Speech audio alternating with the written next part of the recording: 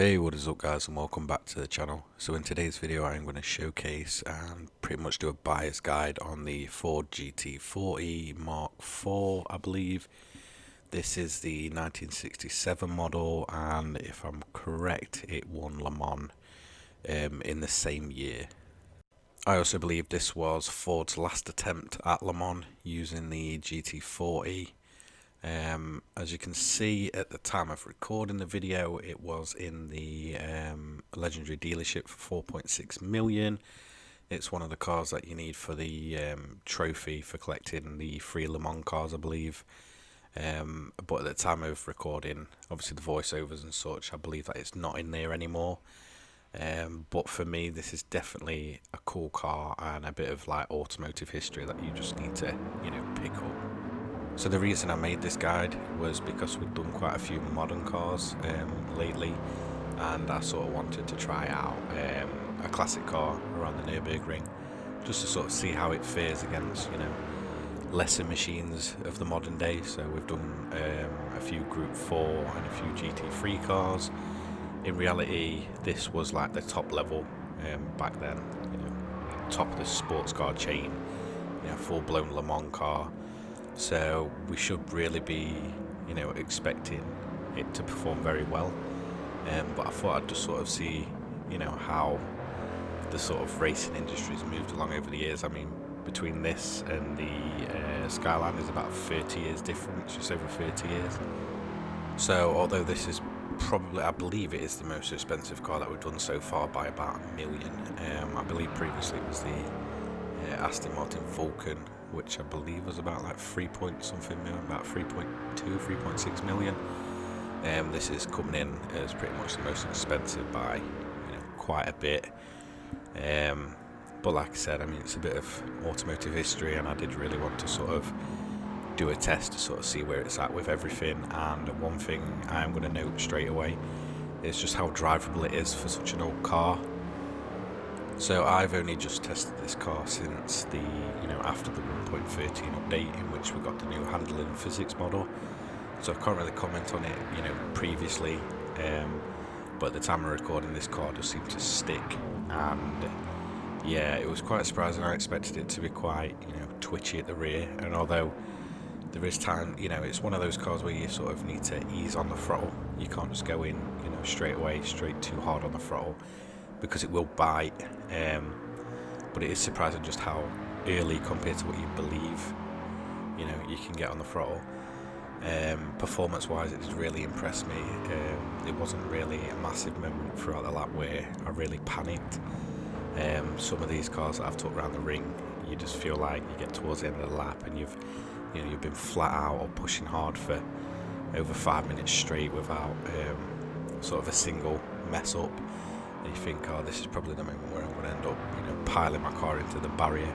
But I didn't really get the feeling with it, with this car. It did really impress me in that way for such a, an older machine. It did really stand out on just how, drivable it is. I think if you've got, at least a bit of confidence in the way you drive these cars in Gran Turismo, then you should be absolutely fine driving it. Another thing to note is I've heard like quite a good fair few comments, around YouTube and other social media platforms about how good this car is for some of the events. I believe a lot of people down tune it for the 700 Le Mans event, and I suppose it does stand out really well there. Like, it's really good on its fuel, good on its tyres, and to be honest, if that is true, I haven't tested myself yet, then I'm not going to be surprised. I mean, down the back straights this car just flies. Obviously it's got that old school aero, it's a bit like a bit of a whale tail to it, big wide arches. It looks the part, and it definitely does drive the part. So this will be the point of the video where I go quiet for a bit and I'll let you listen to the engine and you can sort of judge it for yourself. As always, it's personal preference. I believe it sounds great, but a lot of the Gran Turismo engine sounds aren't always the best, but this is definitely up there as one of the better sounding cars in the game, in my personal opinion.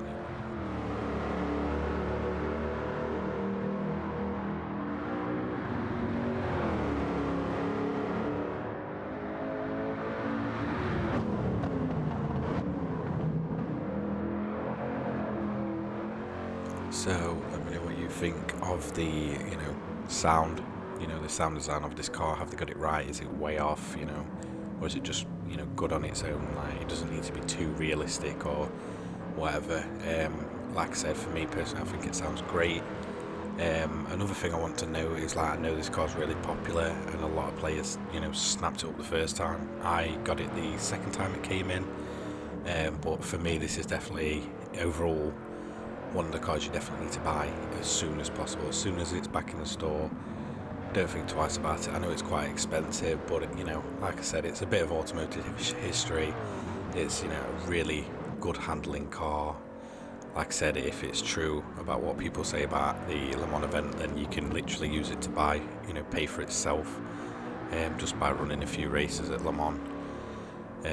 This is definitely, one of the more standout classic cars, in my opinion. I think we have an issue in Gran Turismo where some of the classics are at the point of being pretty much undrivable, and that was definitely the way before update 1.13. A lot of the classic cars were just so terrible when it came to handling that nobody'd ever bother. But for me personally, now we've got the updated, physics and handling model. Classic cars are a lot more drivable. For any player really, not just people with complete confidence in themselves and their driving ability in the game. But I do believe they're a lot more there to be used now, whereas a lot of people were spending like upwards of 10 million on classic cars just to sit there and never get used. I do hope that update 1.13 sort of changes that and allow people to use classic cars more openly, and made them a bit more competitive. But I mean, that is just purely down to the game on release. Let's all be honest, the game wasn't anywhere near perfect. The handling did feel really off, like I said, especially in classics. I remember buying countless of these old school cars and thinking like they were going to be the coolest thing, to find out when you drove them they were just absolutely terrible, terrible to drive. Like I said, you won't have this problem here. It is really drivable, and for me that's the highlight of this car itself. So we're coming into the latter part of the lap, and like I said, throughout I did feel quite comfortable, but down this back straight especially, this is where the car really stands out and you get that pure sort of old school Le Mans feel, with how quick it is. You're easily going to reach, I believe it's over 200. I can't quite remember because I've not got the info on the screen, but trust me, you're not going to have any issues. It's just one of the coolest feelings in the game, especially if you're in the onboard and you're hitting these big long straights in a classic Le Mans car. For me, that's one of like the sort of standout moments you can have in Gran Turismo. And obviously we all know at this point Gran Turismo is just about loving cars and car culture, and I think you sort of have to use the car how it was meant to be used, even if it's like a classic like it is. Take it to Le Mans, take the chicanes off and just hit that back straight, and it's sort of moments like that where Gran Turismo really stands out from any other racing game available. It just feels so authentic. It's so such a good looking game that it really does sort of pull you into the immersion, especially if you take the hood off. I definitely recommend that. One thing I am looking at trying with this car is sort of doing a night Le Mans race with like the hood off and all the other classic Le Mans cars, which I really think would probably make a good video.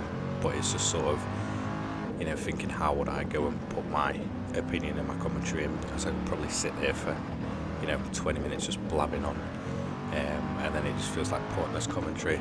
But then at the same time, if it hasn't got me speaking in, it's sort of people aren't really going to stick around for that kind of content. They'll probably watch 2 minutes or sort of skip through it, and that'd be that, and it's just wasted sort of time. But it is something that I'm looking at trying. Like I said, I've just got to sort of feel like think of a way to put my own sort of opinion in there. So as you can see, you've seen some onboard footage, you've heard the sound, so let's look at the individual sectors. So as we can see, overall we've got a lap time of 7:20, which is a little bit off, I believe, from some of the cars. I may be wrong, but I believe it's actually slower than the GT4 cars. Obviously, it's an older car. If you know things about cars, it's pretty cool to sort of see where we've come from and, sort of see where cars are heading. The fact that more modern machines of like a lower category can beat it. And obviously, as you can see, overall it's going to put it in 9th It's below the Suzuki Swift Group 4, but it's above, modern road cars like the Lamborghini Veneno, the Bugatti, and obviously we've still got the Muse S2000 at the bottom. So yeah, I mean, not bad overall, great feeling car. And if you like this kind of content, don't forget to leave a like, comment and subscribe, and I'll hopefully see you all in the next one. Just a quick apology that I am quite ill at the minute, so my voice might sound a bit weird.